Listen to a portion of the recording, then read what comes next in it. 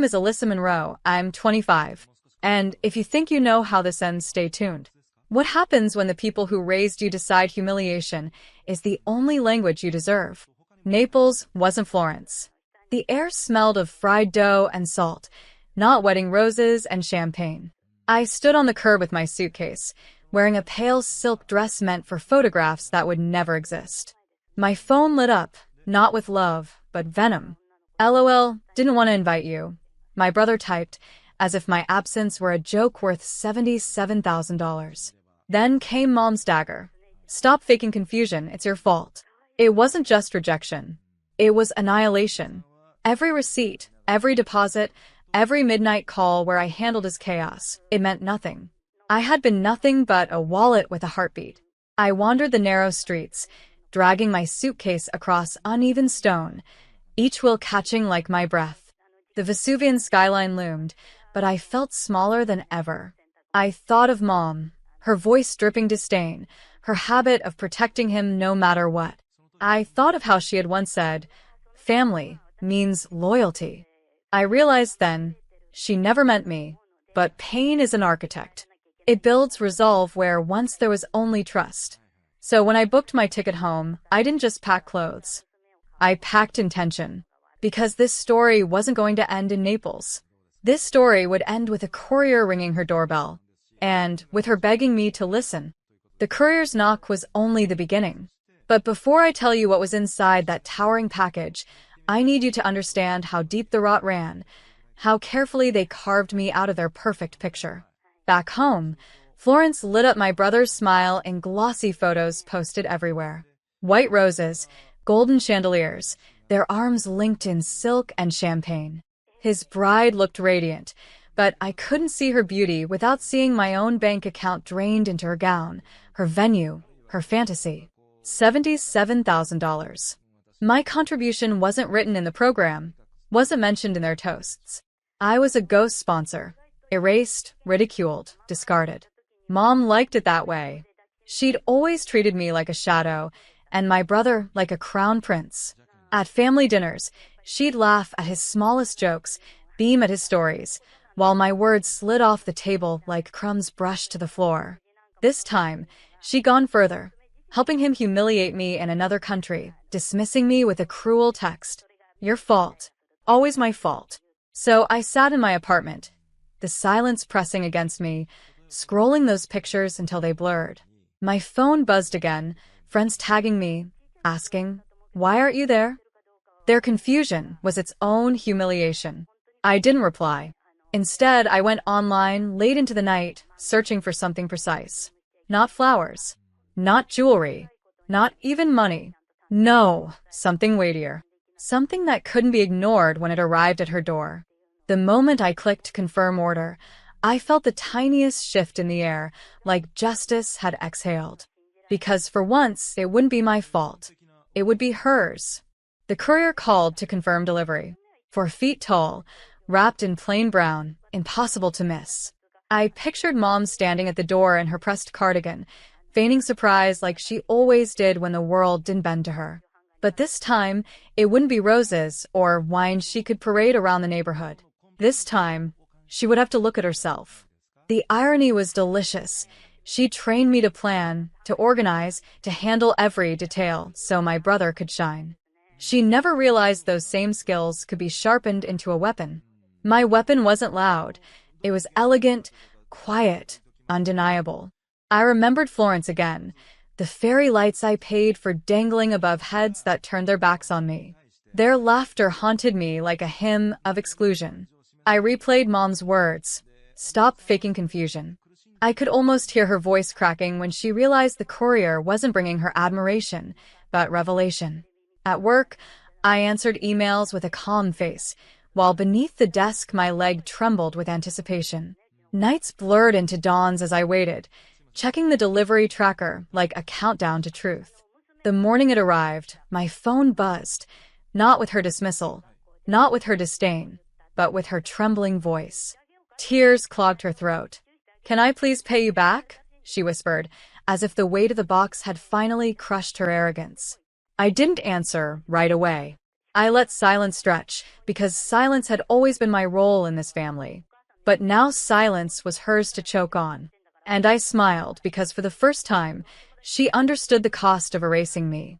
The courier had delivered more than a package. It had delivered a mirror. Her call didn't end with that plea. It spiraled. She sniffled, stammered, tried to backpedal in ways I'd never heard from her before. You know, I didn't mean it. It was a misunderstanding. Your brother just thought it would be funny. Lies poured out of her like cheap perfume, sickly sweet, meant to mask the stench of betrayal. But I'd learned the truth. When people show you who they are, believe them. She had shown me for 25 years. My brother too. And now, finally, they couldn't outrun the reflection sitting in their living room, 4 feet tall, sealed in polished wood, with a plaque engraved just for them. It wasn't a threat. It wasn't violent. It was symbolic. Inside was every receipt, every floral invoice, every catering contract with my signature on the bottom. Stacked neatly, ribbon-bound, displayed like an art installation of sacrifice. My $77,000 transformed into a monument of their shame. I pictured Mom lifting the lid, her face draining of color as those papers confronted her. Each page was proof, each dollar a reminder that I was the silent architect of their grandeur. And they had laughed me into exile. The beauty was in the undeniability. She couldn't crumple it up. She couldn't call it confusion. The courier had set it down in her living room like judgment itself. When she whispered again, "Please, let us fix this," I finally answered. My voice was steady, calm. The voice of someone who no longer begged for a seat at their table. "I don't want it fixed," I told her. "I want it remembered." The line went quiet, and in that silence, I heard her walls crack. The silence on the line lingered so long, I thought she'd hung up. But then I heard it, a shaky breath, the kind of sound you make when the ground beneath you finally shifts. For the first time in my life, Mom wasn't the one towering over me. She was the one looking up, struggling to find her balance. I leaned back in my chair, letting her discomfort wash over me. All those years she brushed off my tears, mocked my feelings, excused my brother's cruelty. This was her reckoning, and I didn't need to raise my voice. Finally, she spoke. "What do you want from me?" The question carried both fear and defeat. I almost laughed. For years I had wanted her approval, her warmth, her recognition. But hearing her ask now, stripped of power, I realized I didn't crave those things anymore. What I wanted was much simpler and far more powerful. "I want you," I said slowly, "to understand what it feels like to be invisible until someone needs your money." She gasped, and I knew the papers had done their work. The courier hadn't just delivered receipts, it had delivered a truth she couldn't escape. That night, my brother texted me for the first time since Florence. Gone was the smug cruelty. His message was panicked, desperate. "Please don't ruin us. I'll pay you back. Just tell me what to do." I stared at the screen, the irony burning brighter than any chandelier at his wedding. For once, he was the one begging me. For once, I held the strings. And I wasn't planning to let go. His texts came in waves. First apologies, then excuses, then bribes disguised as promises. "I'll send you half tonight. Please, Alyssa, don't tell anyone." You don't understand how stressed I was. But I did understand. I understood perfectly. Stress was never an excuse when it was mine. Only when it was his. My whole life had been a collection of moments where my needs were minimized, my sacrifices erased, my loyalty ridiculed. Now, every message he sent felt like a confession he didn't know he was writing. I didn't reply. Not yet. Instead, I let him stew in the silence, just as I had been forced to stew in humiliation walking through Naples with my useless dress and worthless ticket. Meanwhile, Mom tried again. She called at odd hours, her voice smaller each time. "We can fix this as a family." Family. The word rolled off her tongue like it meant something. I wanted to scream. Where was family when I was alone in a foreign city? Mocked as your punchline? But I didn't scream. I didn't even raise my voice. Revenge wasn't rage, it was restraint. It was holding the line while they squirmed under the weight of their own choices. I printed out one of the photos from Florence, my brother beaming under the lights I paid for. I slid it into a frame, but instead of glass, I covered it with the receipt total, $77,000. Then I mailed it back to him. 2 days later, another text lit up my phone. This one wasn't arrogant. It was broken. You win. Just tell me how. And that was the moment I knew the balance had shifted forever. I let his last text sit untouched for hours. The words glared from my screen, stripped of his usual cruelty. You win. Just tell me how. It was almost poetic, watching the man who once smirked at my humiliation now typing in desperation, unsure of his footing without me propping him up. When I finally replied, my message was short. Start by admitting the truth. Out loud. To everyone. I didn't ask for repayment, not yet. Money could be transferred in seconds, but acknowledgement? That was priceless. He tried to negotiate, begged me to keep it private. But I'd already learned the lesson. Silence protects abusers. This time, silence belonged to me. That evening I saw it. A post on his social media, shaky, rushed, but visible to every friend, every relative, every guest who had toasted beneath my fairy lights. He wrote about my contribution, about my exile in Naples, about the cruelty disguised as a prank. And at the bottom, I don't deserve her forgiveness, but I will pay her back every cent. The comments flooded fast. Shock, pity, shame. For once, the spotlight he adored turned harsh, exposing instead of flattering. Mom called again, but not to scold. Her voice cracked with something I'd never heard before, something like respect. She whispered, I don't know how to face you. I answered simply, you don't. Not yet. And in that pause, I felt the years of imbalance start to level. Not through shouting, not through revenge soaked in rage, but through truth that could no longer be buried. For the first time, I wasn't invisible. I was undeniable. The repayment came, but not the way they expected. My brother transferred the $77,000 in full, every cent arriving in my account like a confession written in numbers. But the money wasn't the victory. It was just proof. Proof that he could no longer erase me. What mattered more was the shift that followed. Family friends who once looked through me began calling, apologizing for not knowing, for not seeing. Invitations arrived addressed to me directly, not +1, if convenient. The spotlight that once blinded me now felt warm, steady, my own. And Mom, oh Mom. She didn't bark commands anymore. Her voice, once sharp enough to cut, softened each time we spoke. She stopped pretending, stopped making excuses. She asked questions instead, hesitant ones, as if learning a language she'd never bothered to study. The language of respect. But here's the secret I never told them. I didn't want their money. I didn't even want their approval. I wanted my power back. The power they tried to strip from me with every smirk, every shrug, every cruel dismissal. And when I stood alone in Naples, humiliated, that power was born. So when my brother begged for forgiveness, I didn't grant it. I didn't need to. Forgiveness implies debt, and I was no longer in deficit. I had collected my due. My justice wasn't in vengeance. It was in peace. In knowing they would never again laugh at my expense without remembering the courier's knock, the towering package, the mirror of their shame.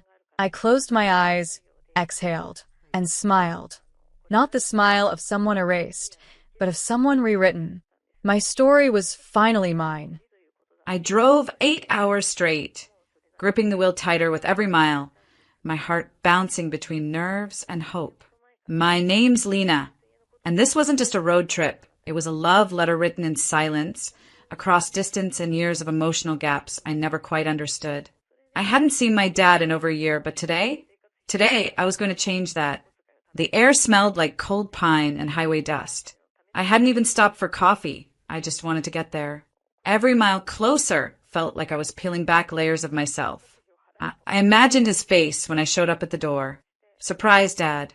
I paid off your mortgage. $72,000. Gone. Cleared. All because I wanted him to feel seen, supported. Loved.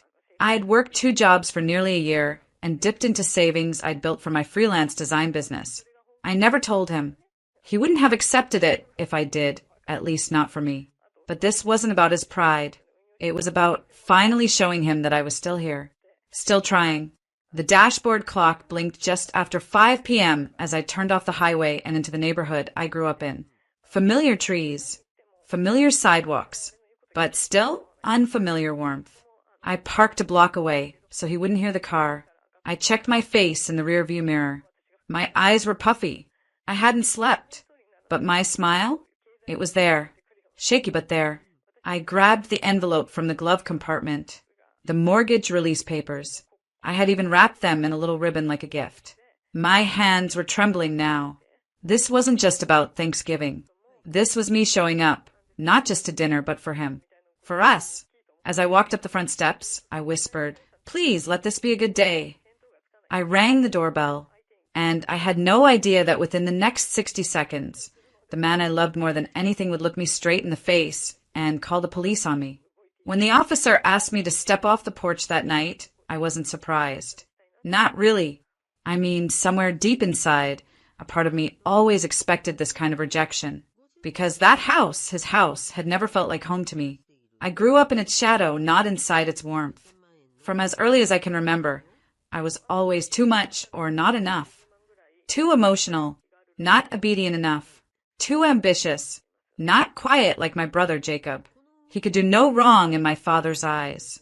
If he skipped school, it was boys being boys.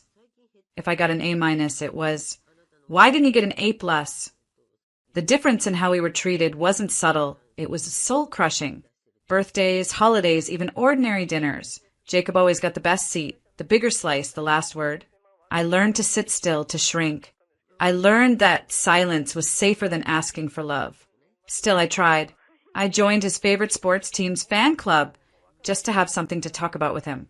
I volunteered to mow the lawn even though I had asthma. I brought home art trophies and honor roll certificates hoping, just hoping, he'd pin one to the fridge. He never did. And yet, every time he walked by without noticing, I tried again. Because that's what daughters do, right? We keep reaching, even when the hands never reach back. When Mom died, it only got worse. The little warmth she brought into the house vanished. Dad grew colder. Jacob moved out, but somehow he still got daily calls, Sunday dinners, and side jokes. I got check-ins only when bills were due or favors were needed. And despite it all, I never stopped loving him. That night, standing outside the house I spent my entire childhood trying to belong in, I realized I had driven 8 hours hoping for a moment I'd been chasing for 28 years. I didn't come here to be thanked. I came here to finally feel like I mattered. And instead, I was being asked to leave. When I finally pulled into the driveway, the house looked exactly the same. Gray siding, chip paint on the porch railings, and that crooked mailbox I offered to fix when I was 17. He told me to leave it alone then, said, "It works fine," like everything else in this family that was just barely hanging on. I sat in the car for a moment, clutching the folder in my lap, the one that held the bank letter, the official notice that his $72,000 mortgage was now paid in full. Paid by me. I imagined the moment. He'd open the door, stunned, maybe speechless. His eyes would well up. A hug, a thank you, maybe even, "I'm proud of you." I knocked, heart racing. He opened the door and his face dropped. No joy, no surprise, just annoyance, discomfort. He didn't even step outside. "What are you doing here, Lena?" I came to surprise you. For Thanksgiving. I thought it might be nice to. I told you not to come uninvited. I tried to smile, holding out the folder like some kind of peace treaty. "Dad, I paid off your mortgage. The house, it's yours, free and clear. I just wanted to." He didn't even look at the papers. "Lena," he said, backing away like I was contagious. "You don't get to show up and act like family because you threw money at me." My throat closed up. "It's not about money. It's about making things right." He shook his head. "You're always trying to prove something. It's exhausting." I glanced over his shoulder, hoping maybe Jacob was there. Maybe he'd step in. But the house was quiet. "Dad, please." He cut me off, pulling out his phone. "You need to leave." "Wait, what are you?" "I'm calling the police." I thought he was bluffing, until I heard him say, "Yeah, I have someone trespassing. I'd like them removed. Now. Then, like a dagger, his last words. Surprises are for people who belong here. She doesn't. I didn't cry. Not right then. I just stepped back down the porch stairs, my body moving on autopilot. Minutes later, headlights approached. The officer asked me questions I barely registered. I handed him the folder. He read it, looked up at me, and then back at the house. "He's your father?" he asked gently. I nodded. "You paid off his mortgage?" Another nod. He sighed. "He doesn't want you here." "I'm sorry." I wasn't angry. Just hello. I got in my car. I didn't say goodbye. And as I drove away from the house that never welcomed me, I said nothing at all. But that night, in the silence of my apartment, I pressed one button and started something none of them saw coming. The drive back was darker than the one that brought me there. Maybe because this time I wasn't carrying hope. I didn't play music. I didn't call anyone. I just drove, mile after mile, hands clenched around the steering wheel, eyes fixed ahead, blinking back the tears that kept threatening to spill. It wasn't just the rejection. It was the finality of it. That house wasn't just where my dad lived. It was where I kept the illusion that I still had place to return to. I remembered the Thanksgiving dinners when I was younger, how I'd offer to help set the table, only for my stepmother to hand the duty to Jacob instead. How they'd always carve out Jacob's favorite dish, but never mine. When I turned 13, I made an entire pumpkin pie myself, hoping to contribute. No one touched it. It sat on the counter like a forgotten object, while they praised Jacob for microwaving mashed potatoes. I thought maybe I hadn't done enough, so I kept trying. I stayed in school, got scholarships, worked 3 jobs during college. I never asked him for a single dime. Not when I couldn't afford books, not when I skipped meals to save for rent. But every few months, I'd still send a card, a birthday message, a thinking of you text that usually went unanswered. Even when I moved to another state, when I started making real money, when I finally bought my own place, I still told myself that one day I'd be worthy. That one day I'd be enough for him to say, "I'm glad you're mine." But now, driving through the silence, I knew I had never been part of that family. Not really. They didn't forget to include me. They chose not to, because to them, I was a reminder of the marriage that didn't work out, of the daughter that didn't match their picture-perfect mold. I thought paying off the mortgage would fix that. I thought removing his burden would earn me a seat at the table. But all it did was remind him that I had succeeded without him, that I didn't need him. And maybe that was the problem all along. My existence didn't make him proud. It made him uncomfortable. When I finally got home, I walked in and didn't even bother turning on the lights. I stood in the kitchen, staring at the folder still in my hands, and I placed it on the counter like it was something toxic. The silence in my apartment was deafening, but it said everything I needed to hear. It told me the begging was over. The proving was over. He'd made his choice, and now it was time I made mine. That night, I didn't cry, not because I wasn't hurt, but because I was finally done giving them the power to make me feel small. And as I stared at the ceiling above my bed, eyes wide open, I knew the next time they saw my name, it wouldn't be in a text message. It would be on a letterhead, on paperwork, on consequences, because I wasn't the outsider anymore. I was the storm they didn't see coming. Back in my apartment, the world felt quieter, but not in an empty way. It was the kind of silence that signals something shifting inside you, the kind that comes right before a storm breaks open. I kicked off my shoes, set my keys down, and sat in front of my laptop. The glow of the screen reflected in my eyes, but my heart was what lit up. I hovered over one single button, Launch Company Site. That was it. That was the button I had mentioned when I left my father's driveway without saying a word. That was the moment everything would change. I clicked. And with that click, my real estate startup, Hollow Oak Properties, was officially live. Not a concept, not a draft, not a dream. A real company. Mine. I had been building it in silence for months. Late nights, long weekends, empty coffee cups. And funding it with a combination of my own savings and a secret inheritance that not even my father knew existed. Money from my late grandfather's will, hidden and quietly allocated to me, bypassing my dad altogether. Funny, isn't it? The man who shut the door in my face and called the cops on me that Thanksgiving didn't realize I had already been written into a legacy he thought was his to control. My grandfather, before passing, left behind a personal letter, one that said, "Lena, I see the fight in you. I see the grace. This is your seed. Make something they can't ignore."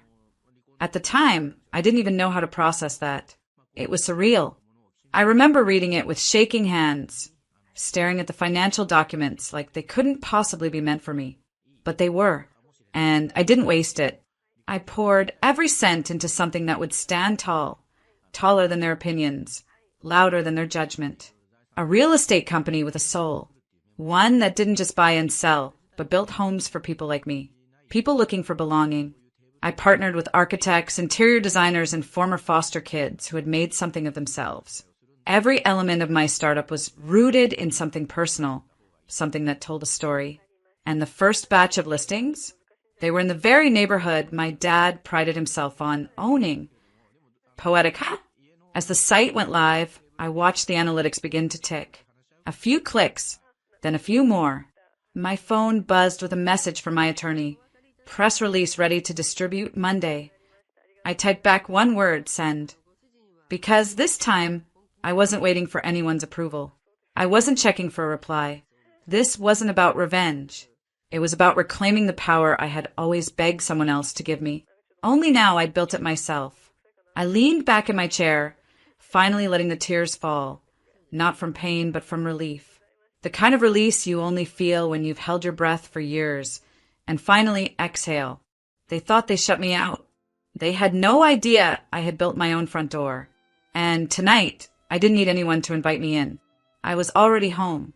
It was a Tuesday afternoon when my phone buzzed with a message from my legal team. Title confirmed. Property lien is officially in your name. I stared at the screen, letting that sentence soak in. I already knew it was coming. It was part of a long, silent process I had set in motion months ago, but seeing it in writing hit different. My father's house, the same house where I stood on Thanksgiving with a gift of peace in my hand and got the cops called on me, was now tangled in debt. And I was the one holding the strings. Here's what happened. After I launched Hollow Oak Properties, my team expanded fast. We began acquiring distressed properties and bundled liens through quiet acquisitions. Most of it was handled by lawyers and finance pros who knew the ins and outs of these loopholes like gospel. But one file landed on my desk that made my hands go still. A heavily mortgaged house on Oak Ridge Lane. My father's address. I looked at the report again and again, thinking there had to be a mistake. But there it was, 3 existing liens stacked due to unpaid property taxes, an unresolved contractor dispute, and some shady refinancing he clearly hadn't understood. The debt was scattered across 2 firms, both of which I now had partial ownership in. This wasn't some revenge plot I had mapped out. It found me, and when it did, I didn't walk away. I took the file, signed the authorization, and quietly made the purchases to consolidate everything under one name. Mine. I didn't even feel triumphant. I felt quiet, focused. This wasn't about power. It was about balance. And balance always finds its way back one way or another. A week later, the first letter went out to him. Formal notice that the debt holder was now Hollow Oak Recovery Division. We gave him options, like we did with all clients. A fair payment plan, an offer to sell and clear the slate, or default. I didn't get involved directly until he did. I was in the middle of reviewing floor plans when my assistant buzzed in, slightly stunned. "There's a Mr. Thompson on line 2. He says he's your father." My stomach turned, but my voice stayed calm. "Put him through." There was a pause, and then his voice came through, tight and desperate. "Lena, I got these letters. This can't be real. Tell me this is some mistake." I took a breath. "It's not a mistake, Dad." Silence. Then anger. "You can't do this to me. This is my house. I built this. You're my daughter." That word, daughter, cut sharp.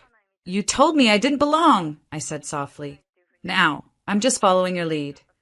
He was silent again, and this time it lingered. You're going to take my house?" he asked, his voice smaller than I'd ever heard it. I didn't answer with cruelty, just truth. I'm offering you the same options we give everyone. No better, no worse. What you decide next is on you. That was it. He hung up. I didn't hear from him again for weeks. But I heard from his lawyer. A formal request to renegotiate terms. I reviewed the file carefully, twice. Then I approved a slightly better offer. Not because he was my father, but because that's how Hollow Oak does business, even with those who once locked us out. It started with my brother's call. I hadn't heard his voice in nearly a year, not since the Thanksgiving disaster. Back then, he stood behind Dad with folded arms and a smirk like I had no place there. Now he sounded frantic. Lena, listen. We didn't know. About the liens. About whatever it is you're doing. I sat in my office, calm, legs crossed, fingers lightly tapping my desk. It's called asset consolidation, Josh, I replied. And it's perfectly legal. You can ask your lawyer. I believe Dad already did. There was a pause on the other end. You can't seriously be taking the house. I could hear the panic buried in his tone. And beneath that, entitlement. You mean the house I was kicked out of? The one I wasn't allowed to visit, even after paying off a $72,000 mortgage. No one asked me to. That was Dad being Dad, he stammered. You know how he gets. He didn't mean. He meant every word, I said, my voice steady. And now I do too. He fell silent again. Hours later, my dad called. I didn't answer. He called again the next morning. Then came a text. We need to talk. Please. I gave it 2 days before replying. When I finally picked up, his voice wasn't angry. It was tired, tense, defeated. Lena, what do you want? He asked. It wasn't a warm question. It was transactional, desperate. I leaned back, staring out the window of my office at the skyline I'd earned, every inch of it from grit and solitude. I want respect, I said. Not just from you, but from myself. And to stop pretending like I'm chasing people who never wanted me to catch up. He let out a breath. So, you're taking the house? No, I've already taken it. Another silence. But I'm not evicting you. Not unless you make me. There it was. My boundary. Not a sword, but a line in the sand. I'm offering a lease, I added. A fair one. Market rate. With a clause. No more police, no more cold shoulders. You treat me like a stranger. You'll stay one. He didn't respond for a long time. And when he did, it wasn't the fury I expected. It was something more devastating. Your grandfather left you that money, didn't he? I nodded, even though he couldn't see it. He did. Quietly, because he saw what you didn't. He cleared his throat. You've built something, haven't you? I have. And you're not doing this out of spite? I took a breath. No, I'm doing it because I spent too long begging for a seat at your table. Now I own the table, and I decide who eats. The next week, legal documents were signed. Ownership was official. The lease agreement was mailed, and to my surprise, signed and returned without edits. They stayed, quietly, respectfully. But the house?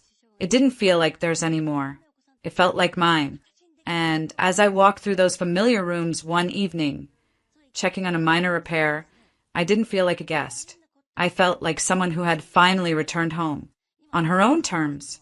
Not because they let me in, but because I built the door myself. This time the drive was different. No nervous heartbeats. No shaky hands gripping the steering wheel. No desperate hope waiting at the end of the road. This time I was heading home. Not the cold, stiff house I grew up in, where love was rationed and presents came with conditions, but the place I built with my own hands, heart, and unbreakable will. A home that didn't require anyone else's permission to feel safe. I bought it 3 months after the dust settled, the legal battles, the signatures, the final phone call from my father, who now understood silence as my language of survival. He still lived in that old house under my lease, paying rent on time, keeping quiet. And I had walked away, not in anger, but in full peace, because I had everything I needed now. My new home sat on a quiet hillside, warm and filled with light. Hardwood floors I picked out myself. A big kitchen where I could cook the meals I loved. And a long table, not for proving anything to anyone, but for gathering those who saw me, loved me, chose me. People who didn't measure my worth in old grudges or fading titles. That first Thanksgiving, I set the table with gold-trimmed plates and linen napkins.